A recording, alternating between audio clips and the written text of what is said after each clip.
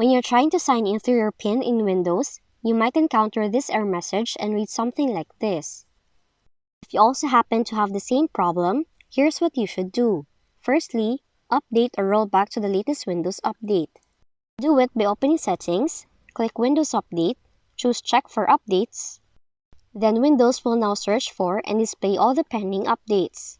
All you have to do is go ahead and install them. Alternatively, if the error still shows, uninstall the latest update by opening Control Panel, go to Programs and Features, click View Installed Updates, then click Uninstall, next the recently installed update. Moreover, you can also try clearing up the NGC folder. Do it by opening Run, type in the following, press Enter, then in here, right-click on the NGC folder, then select Delete. Once done, try to log in again and see if it works.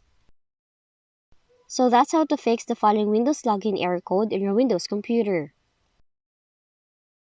If you found this video helpful, kindly like and subscribe. You may also click and turn on the notification bell so you can be notified from whenever we release new videos.